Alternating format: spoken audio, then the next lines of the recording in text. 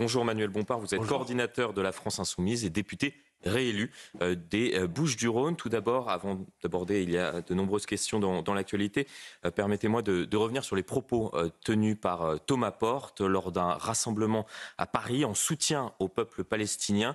La délégation israélienne n'est pas la bienvenue à Paris, je le cite. Les sportifs israéliens ne sont pas les bienvenus au JO. Il faut utiliser cette échéance, tous les leviers que nous avons pour créer des mobilisations. Êtes-vous à l'aise avec ces propos ?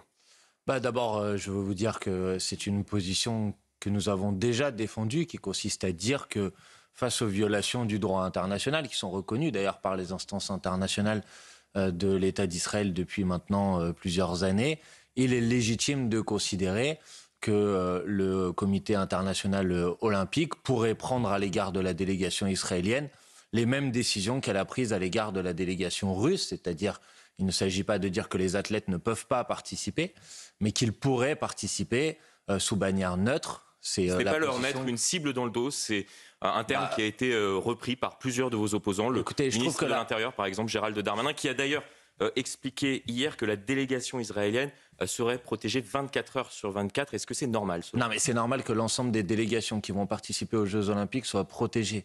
Il n'y a pas de sujet sur cette question. Mais je trouve que la campagne de haine, qui s'abat sur Thomas Porte depuis qu'il a tenu ses propos, est tout simplement inacceptable et insupportable. On a le droit en France de considérer que oui, un événement comme celui des Jeux Olympiques permet de utiliser en quelque sorte un moyen de pression diplomatique à l'égard d'un gouvernement qui mène, il me semble quand même important de le rappeler, à l'égard de la population palestinienne, des actions qui sont des actions inacceptables et encore une fois qui ont été pointées du doigt par les instances internationales. Je vous rappelle qu'on parle de 40 000 morts directs, qu'on estime à... Chiffre du Hamas ?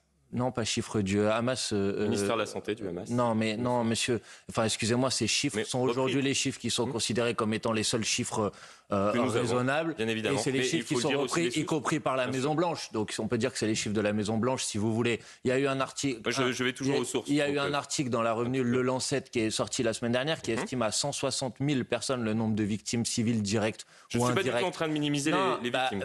Précisément, je ne vous fais aucun reproche à vous personnellement. Je vous dis juste que j'aimerais bien qu'en France, on arrête, si vous voulez, d'essayer de sauter sur la moindre polémique pour rappeler ce qui se passe précisément là-bas. Pas du tout, on commande des propos qui ont été tenus lors d'un rassemblement ce week-end. Et oui, c'est notre devoir. Et oui, c'est notre devoir d'humanité, en vérité, de dire que ce qui se passe là-bas est inacceptable. Vous savez qu'on a retrouvé des traces de polio dans les eaux à Gaza, qu'on est dans une situation sanitaire qui est tout simplement insupportable. Et donc dire que les événements internationaux sont aussi des événements qui doivent permettre d'utiliser des moyens d'action diplomatique, oui, ça me paraît une position qui est une position tout à fait compréhensible. Je trouve qu'il y a un deux poids, deux mesures qui est insupportable. Quand Madame Hidalgo disait que les athlètes russes n'étaient pas les bienvenus à Paris, elle voulait dire par là même que la délégation russe, les athlètes allaient concourir sur bannière neutre. Personne n'a trouvé que ces propos étaient tout à fait insupportables. Vous êtes contre le deux poids, deux mesures. À ce moment-là, il y a une délégation, par exemple, palestinienne. Est-ce qu'il faudrait qu'il concourt sous bannière neutre ? Mais pour quelle raison ? En quoi la délégation palestinienne viole le droit international ?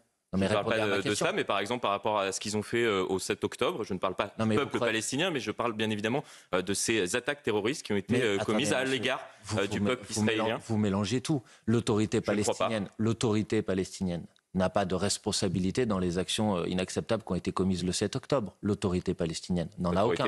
Vous êtes d'accord ? L'autorité palestinienne n'en a pas. Bon, là, il ne s'agit donc pas de ça. Il s'agit de dire si, oui ou non, le gouvernement israélien viole le droit international. Et la réponse est oui. Votre position. Non, ce n'est pas ma position. Il y a encore une décision qui a été prise par la Cour internationale de justice vendredi. Vous parlez de deux points de mesure, donc c'était pour cela que je vous posais cette question-là. Non, il n'y a pas de deux poids, deux mesures. En l'occurrence, vous comparez l'action de l'autorité palestinienne et l'action de l'autorité israélienne. L'une de ces deux autorités, en l'occurrence le gouvernement israélien, a été jugée coupable de violation du droit international. Et qui est contestée aussi par une partie de la population israélienne. Non mais d'accord, mais il y a des autorités internationales, monsieur. La Cour internationale de justice, qui est l'organe suprême rattaché à l'ONU, vous contestez sa légitimité à prendre des décisions. Bon, à partir de ce moment-là, à partir du moment où cette Cour internationale de justice prend une décision et accepte et entérine l'idée que l'État israélien... Je ne suis pas sûr sur ce deux poids deux mesures qu'on pourra être d'accord sur ce point, mais pourquoi pas? Non, mais c'est pas une histoire d'être d'accord ou pas. Dites-moi quel est le jugement d'une autorité internationale qui considère que l'autorité palestinienne... Je ne remets pas du tout en palestinienne... cause ce jugement. J'essaye juste de comprendre votre logique vis-à-vis des athlètes israéliens par rapport aux autres athlètes ou aux autres délégations. Ma logique, monsieur, elle est très très simple. À partir du moment où un État est considéré comme violant le droit international, il est légitime de considérer que les événements internationaux doivent être des moyens d'action diplomatique pour y mettre un terme. J'y vois juste un deux poids deux mesures parfois sur les propos que vous pouvez tenir à l'égard de l'autorité israélienne vis-à-vis, par exemple, de ce qui s'est passé effectivement le 7 octobre. Alors on ne va pas revenir sur ces actes que vous ne qualifiez pas d'actes terroristes. Mais ce n'est pas vrai ce que vous êtes en train de dire. Mais enfin, si vous voulez répéter des contre-vérités, faites-le. Mais... Non, je ne répète pas de contre-vérités. Je tente de vous interroger. J'ai qualifié ces actes d'actes terroristes, donc ne dites pas quelque chose qui est inexact, s'il vous plaît. Pour le reste, l'autorité palestinienne n'a pas été jugé violant le droit international, comme c'est le cas aujourd'hui du gouvernement israélien. Donc il n'y a aucun deux poids deux mesures dans mes propos. Et s'il y a bien un deux poids deux mesures, vous devez donc m'expliquer la raison pour laquelle on considère que face aux violations du droit international de la Russie, les athlètes russes doivent concourir sous bannière neutre aujourd'hui, et pourquoi on considère scandaleux de demander la même chose pour les athlètes israéliens. Là, il y a un deux poids deux mesures qui est effectivement incompréhensible et inacceptable. Je crois que nous avons entendu votre position sur CNews et Europe 1. Énormément de sujets, comme je le disais. La facture, par exemple, des concessions. On reste sur ce thème qu'est l'olympisme. Pour éviter des grèves pendant les Jeux Olympiques, devrait dépasser les 500 millions d'euros. Est-ce qu'on n'achète pas la paix sociale aujourd'hui dans notre pays ? Je ne sais pas ce que vous appelez la facture des concessions. S'il s'agit de dire que les travailleuses et les travailleurs qui vont être mobilisés pendant tout l'été ont le droit d'avoir accès à des primes, vous pouvez appeler ça une concession. Moi, je pense juste que c'est... Qu'il y ait des primes, oui. Que l'on fasse pression sur certaines organisations pour essayer d'obtenir de l'argent, tout simplement en menaçant la tenue des Jeux Olympiques. Est-ce que c'est une méthode viable ou non, selon vous ? Non, mais attendez, monsieur, à partir du moment où il y a des travailleurs qui vont être mobilisés pendant tout l'été pour travailler, il est légitime... Sur la menace, par exemple, qui a été opérée vis-à-vis de la cérémonie d'ouverture ou autre par certaines ce ne sont pas des menaces, monsieur, ça s'appelle du rapport de force. Et à partir du moment où le gouvernement ne voulait pas accorder à ces travailleuses ou à ces travailleurs les droits sociaux auxquels ils avaient le droit, il est normal que ceux-ci se mobilisent pour faire en sorte de faire valoir leurs droits, tout simplement. Donc je ne vois pas qu'est-ce qu'il y a de scandaleux à dire qu'une personne qui va être mobilisée pendant tout l'été, oui, a le droit à faire en sorte que sa mobilisation soit reconnue par le gouvernement. Ça me paraît assez légitime. Suite au vote des ministres démissionnaires, vous avez déposé un recours au Conseil constitutionnel. Pourquoi et que contient précisément ce recours ? Pourquoi ? Tout simplement parce qu'il y a un article de la Constitution qui rappelle la séparation des pouvoirs et dit qu'on ne peut pas être à la fois ministre d'un gouvernement et député. Il y a eu des précédents, vous le savez ? Oui, je le sais, mais ça produit des situations qui sont des situations ubuesques. Excusez-moi de vous le dire. Par exemple, nous, les députés, on a le droit de poser des questions écrites aux ministres. Vous savez ça ? Bon, alors qu'est-ce que ça veut dire ? Ça veut dire que M. Darmanin a le droit de se poser une question écrite à lui-même. Enfin, tout le monde comprend qu'on est dans une situation qui est une situation complètement inacceptable. Or, il se trouve que le vote sur l'élection à la présidence de l'Assemblée nationale s'est joué à, je crois que de mémoire, 12, 13 ou 14 voix.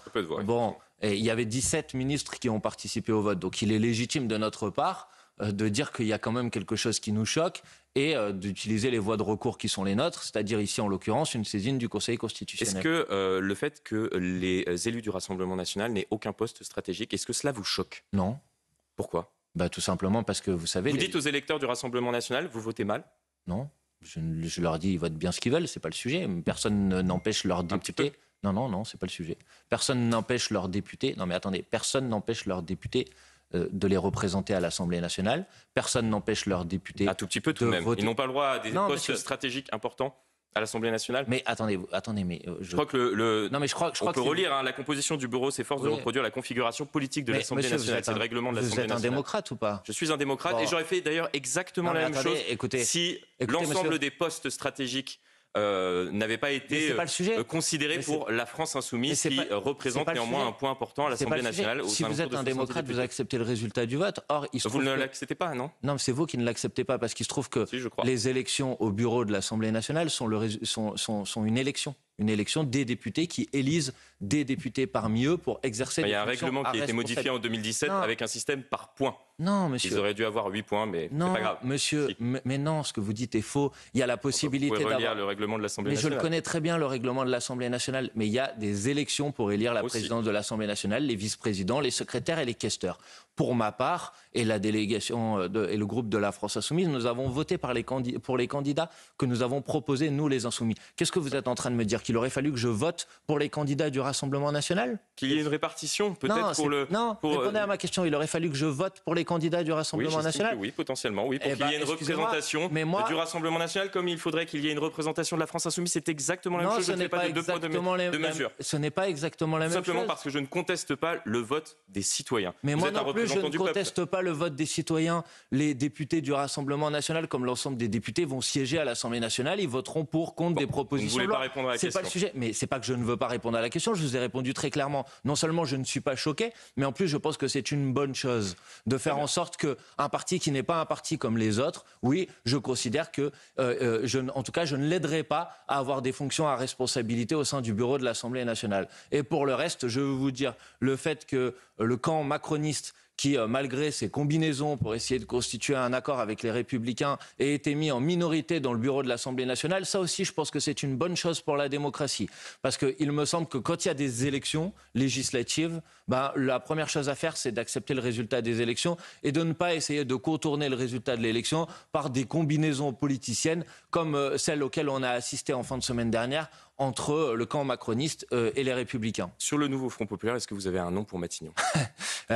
Non. Nous avons, la semaine dernière, décidé de concentrer... Vous êtes gêné? Non, je ne suis pas gêné. Enfin, je ne sais pas qu'est-ce qui vous permet de... Non, un petit sourire, peut-être. Non.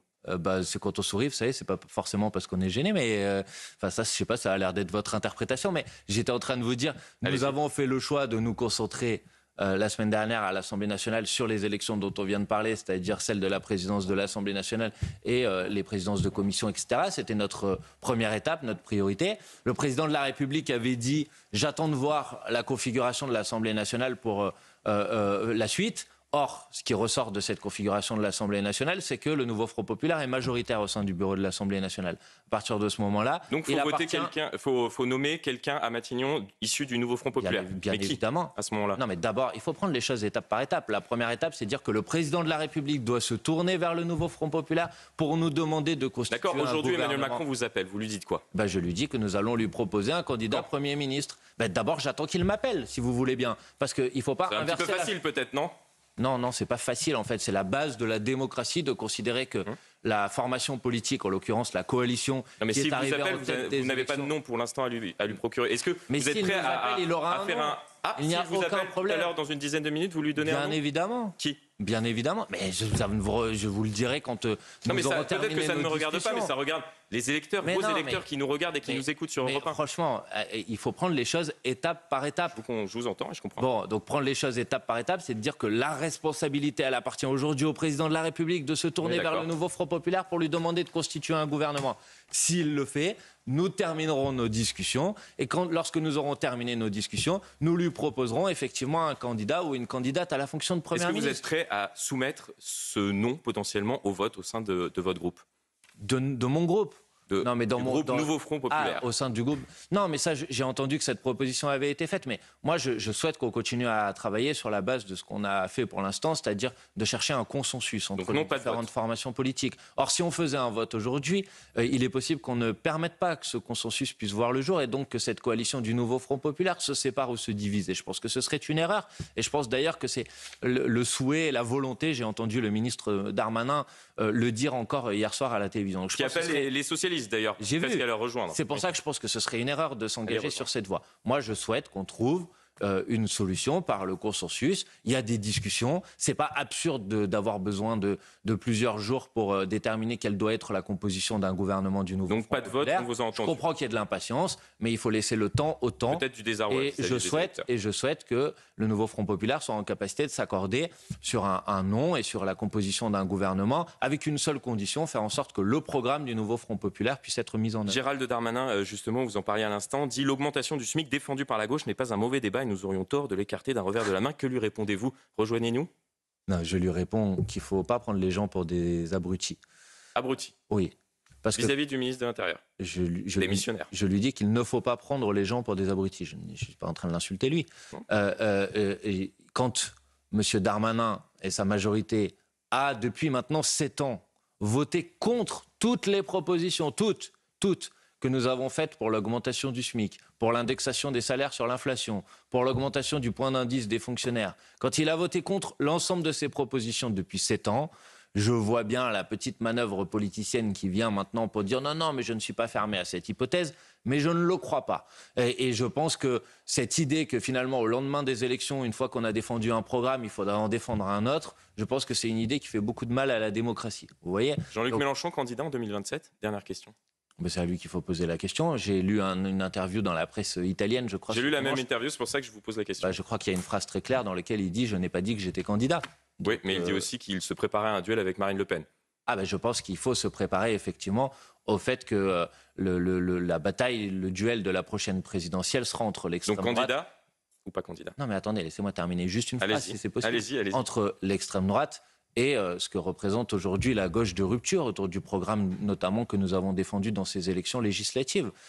C'est de ça dont nous parlons aujourd'hui. Ensuite, la question de savoir qui est la personne qui portera ce programme lors de la prochaine présidentielle, je pense que c'est un peu prématuré pour la poser.